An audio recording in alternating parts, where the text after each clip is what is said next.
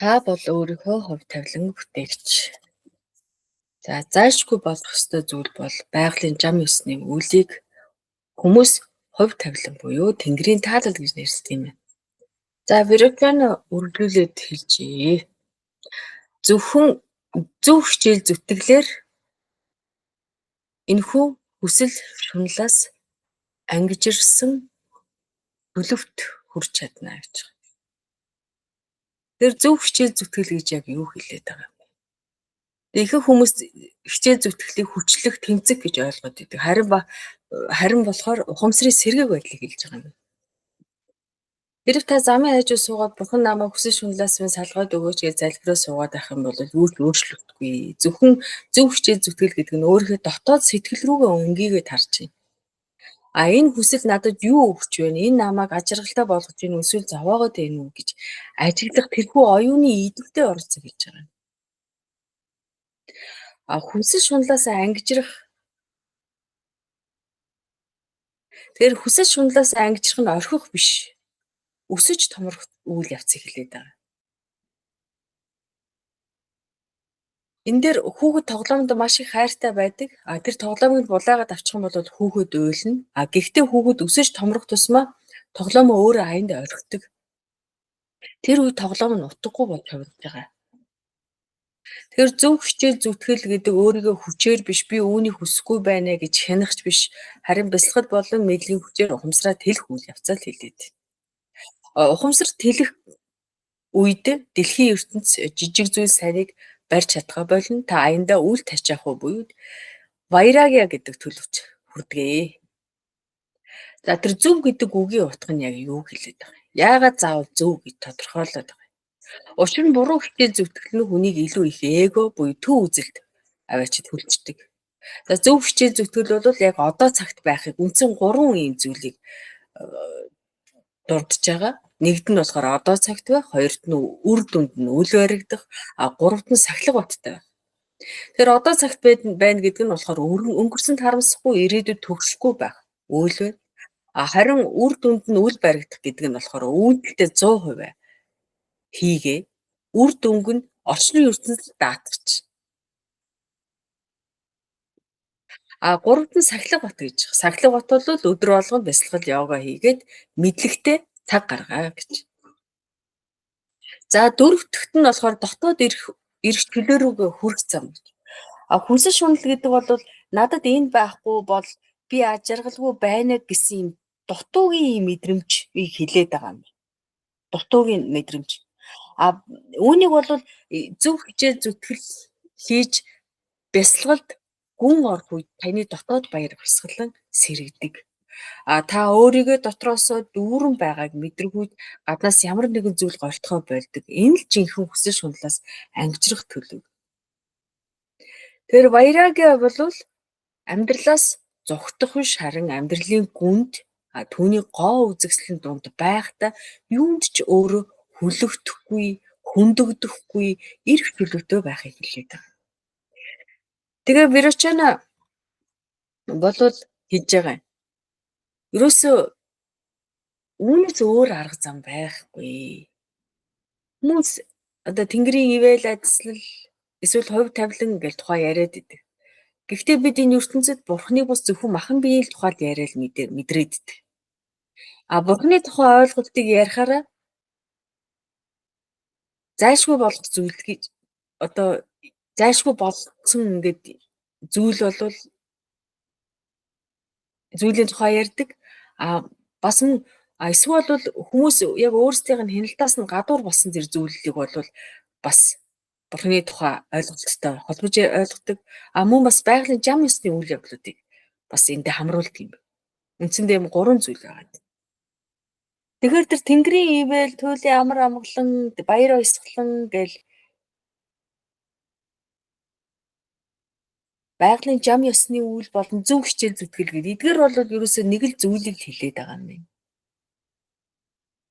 Тэгээ тэдгээрийн хоорондыг ялгаатай гэж хараад байгаа маань ерөөсөө энэ буруу ойлголт буюу энэ төөрөгдлөөс үүссэн байт юм байна.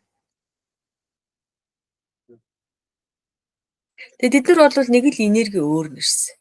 Хичээл зүтгэл бол таны талаас хийж байгаа үйлдэл, харин ажил бол тэрхүү үйлдлийн үр дүн буюу аяндаа ирдэг тэр зүйлийг л хэлээд байгаа.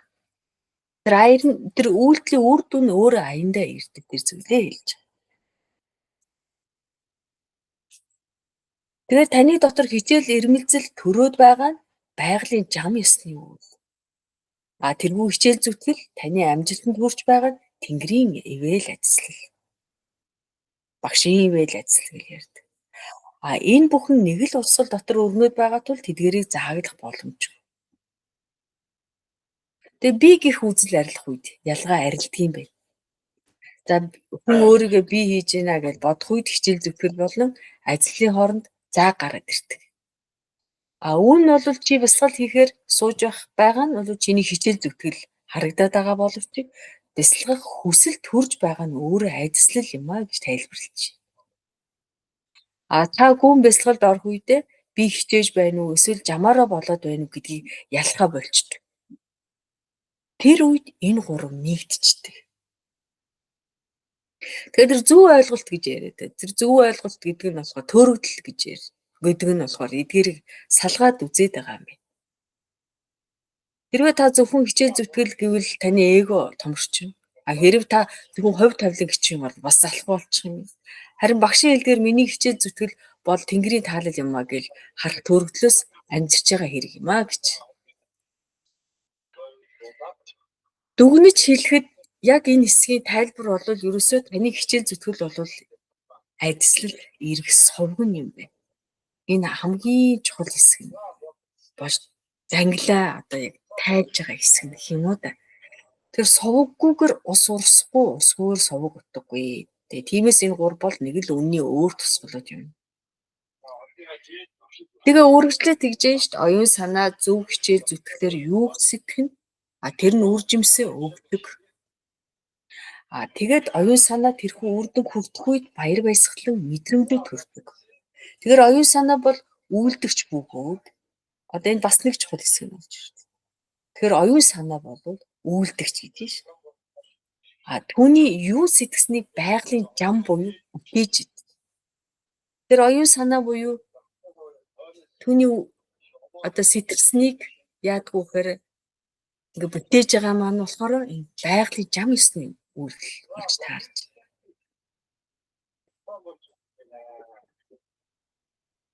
Тэгээ энэ бол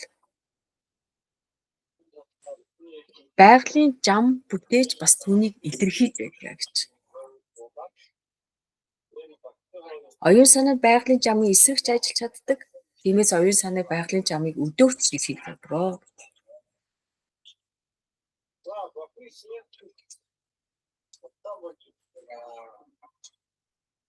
Агаар мандалд салхи хөдлөхтэй адил хувь ухамсар.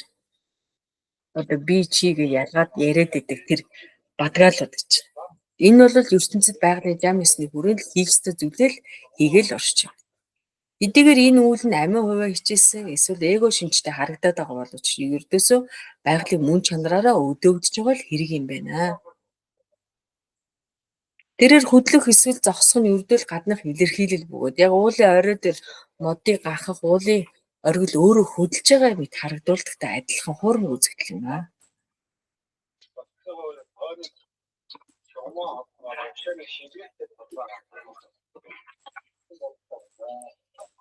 Тиймээс оюун санаа оршин байгаа цагт бурхан ч үгүй, байгалийн зам ч үгүй. Харин оюун санаа арилан одоход юу үлдэх нь хамаагүй тэр л бодит хүний. Тэгээ баялын асуужийн эзэн минь ээ зугаа цангилж шунах хүслийг хэрхэн зогсоох вэ? Зүрх сэтгэлээ бүр юмсан амар амгалан тогтоохыг надад хэлж өгөөч. Гуйж. Тэгээ Вирочана хариулж байна. Хүү минь ээ өөрийгөө танин мэдгүй бол цэнгэл шунах хүслийг тасан зогсоох үр жимсийг өгдөг орон гүгстэй адил юм аа гэж. Тэр цэнгэлж шунах гэдэг яг юу хэлээд байгаа юм бэ? Энэ болохоор дотооддоо энэ үсгэлэн байгаагийн шинж. Тэр та өөрийгөө хэн бэ гэдгийгээ Өөрийнхөө дотоод их баяр баясгалангийн уурхайг олж хараагүй гаднаас материалын зүйлээс бусдын харилцаанаас тэрхүү баяр баясгалангаа хайхаа түүндээ хүлэгдээд байгаа. Хүлэгдэж эхэлдэг. Яг түүнийг л хэлээд. Өөрийгөө танин мэдхүү гэдэг нь болохоор харанхуй өрөөнд ос хэвтэж байхад түүнийг могоо гэж андуураад байгаа шүү дээ. Судар дээр гардаг. Яг түүндээ адилхан энэ бол мэдхгүй байхын зовлон. Тэгээ хин нэгэн гэрэл асаахад энэ бол ердөө л ос байна гэдгийг л хараад айд сандрал аяндаа арилждаг.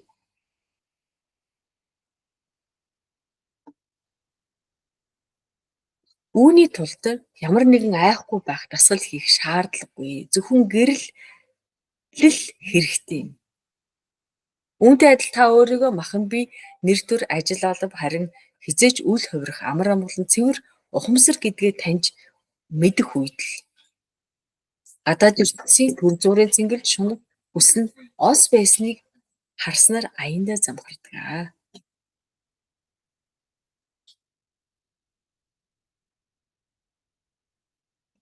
Тэг хүчээр орхих биш аяндаа тавих. Тэг вайрагия буюу үл тажиахыг тайлбарлахдаа хүсэл шунлыг хүчээр дарах нь түүнийг улам хүчтэй болгочдөг. Харин мэдлэгээр дамжуулаад ухамсарлан үн цэнэгүй болгочдөг хүсэл шунлыг. Та өөрийнхөө дотоод мөн чанарыг атма гэж үзэхгүй дэлхийн ертөнцийн хамгийн дээд цэнгэж түүний хажууд амтгүй мэд санагдчих эхэллээ. Энэ таныг цэнгэлээс татгалзаж байгаа хэрэг биш харин түүнээс хамааралгүй түүнд хүлэгдэхгүй болохыг л гээд харуулдаг байгаа. Тэгээ мэдлэгийн 3 үе шат байдаг. Тэр эхлэл үедээ бол энэ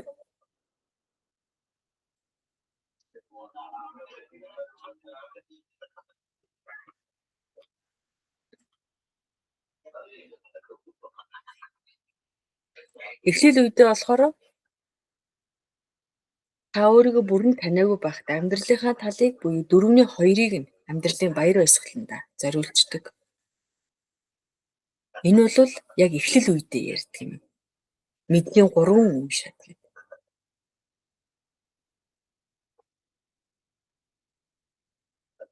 Тэгэхдээ нөгөө талыг нь заавал мэдлэг буюу сацаа багшийн үйлчлэл зориулаа. Тэгээ таны дотоод үсгэлэн мэдлэгээр дүүжиж эхэлнэ. Сэрж эхлэх үе буюу дунд үедээ хэлж. Энэ бол мэдлэг нэмэгдэх тусам та гаднаас биш дотроосоо цэнгэж сурч байна. Энэ үед багшийн үйлчлэл бусдад туслах буюу бид нар бол сева гэдэг. Энэ бол хамгийн том баяр баясгалан болж хувирдаг. За бүрэн сэрх үе гэж. Энд бол яг энэ шатанд яадаг вөхөр та өөрийгөө таньсан. Үл тажиах уу? Төлөвт оршсон. Та юу ч хийсэн, аанч хийсэн, дотооддоо үргэлж эрх төлөвтэй амар амгалан байх юм байна. Тэгэхээр өөрийгөө танин мэдхүү гэдэг бол зүгээр нэг ном уншаад биш, харин бясалгалаар дамжуулаад өөрийн дотоод чимээгүй байдал амар амгалан үүнийг мэдрэх үйл явц. Тэрхүү ад жаргалаа хайхаа болдог. Гаднаас ад жаргалаа хайхаа болдог. Учир нь тэр өөрөө ад жаргалын их ундраг нь болсон байдаг. Тэгэхээр энэ үл тачаах уу гэдэг энэ төлөвийг багш бол тайлбарладаг юм байна. Дотоод дүүрэн байдлаа гэж тайлбарлаждаг.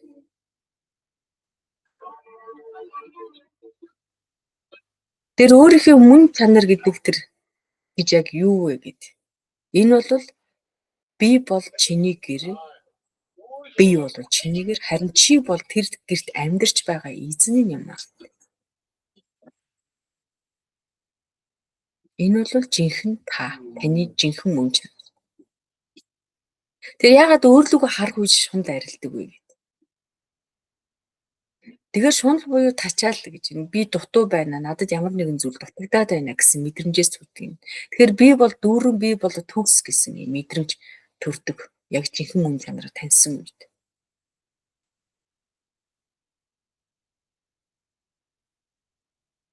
За ингээд өнөөдрийн эдлэг бүр өндөрлөө.